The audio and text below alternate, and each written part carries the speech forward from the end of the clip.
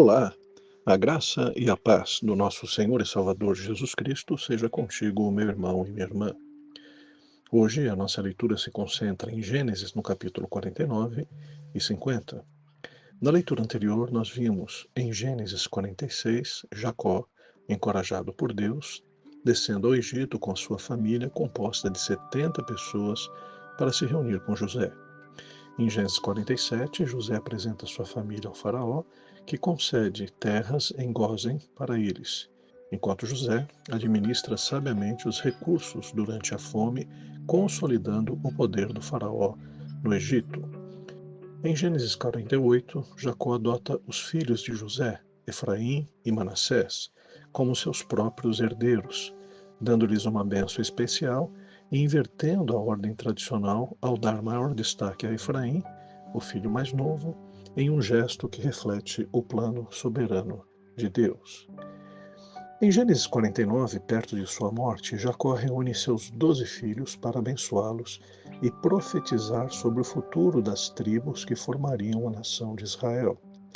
Ele destaca tanto as características quanto os erros de cada filho. Por exemplo, Ruben é repreendido por sua instabilidade e por ter desonrado o seu pai, o que faz com que sua tribo perca destaque no futuro. Simeão e Levi, por conta do episódio de Siquém, eles são criticados pela sua violência demonstrada. A tribo de Simeão acaba se dispersando, enquanto Levi, apesar de não ter terra própria, é redimido ao se tornar a tribo de sacerdotes. Muito em função, evidentemente, do fato de que Moisés e Arão, eles pertenceram a essa tribo. Judá é exaltado como líder e comparado a um leão. A promessa de que o cetro permaneceria com Judá aponta para a linhagem de Davi e mais tarde para a linhagem do Messias. Zebulon é descrito como um povo com ligação aos portos e ao comércio marítimo, fica no litoral. Issacar será forte, mas submisso ao trabalho pesado.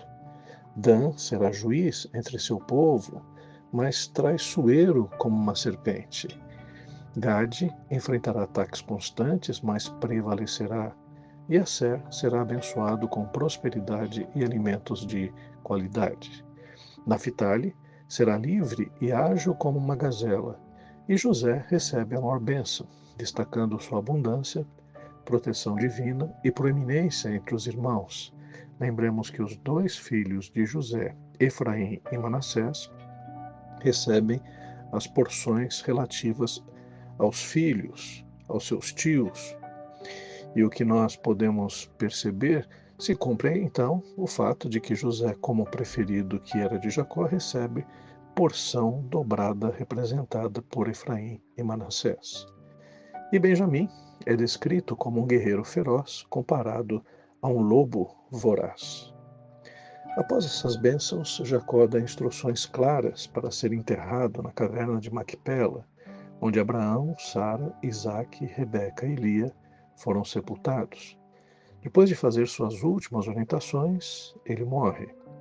E esse momento destaca que Deus transforma as fraquezas humanas muito presentes na vida dos patriarcas em instrumentos de sua vontade, como aconteceu com Levi, e que sua fidelidade é evidente ao longo das gerações. A bênção de Judá, por sua vez, aponta para um plano maior de Deus na história da salvação, culminando em Jesus Cristo. Em Gênesis, no capítulo 50, após a morte de Jacó, José ordena que seu corpo seja embalsamado, conforme o costume egípcio. E todo o Egito lamenta sua morte por 70 dias, refletindo o respeito que José conquistou no país. E em seguida ele pede permissão ao faraó para enterrar o seu pai na caverna de Macpela, em Canaã, conforme o seu desejo. Um grande cortejo, incluindo egípcios e familiares, acompanha o corpo, mostrando a importância de Jacó.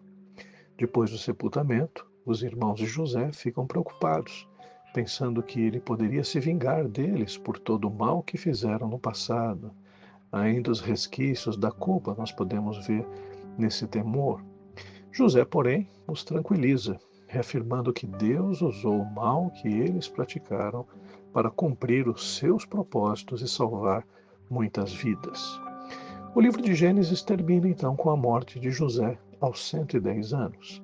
Antes de morrer, ele expressa sua fé de que Deus tiraria os israelitas do Egito e os levaria à terra prometida.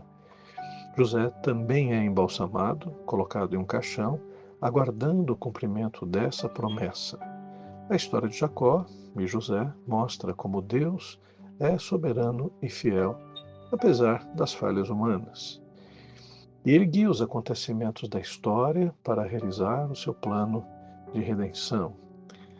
Isso é importante para que nós confiemos no Senhor, para que também exerçamos o perdão e possamos viver sempre com esperança no cumprimento de suas promessas. Que Deus o abençoe.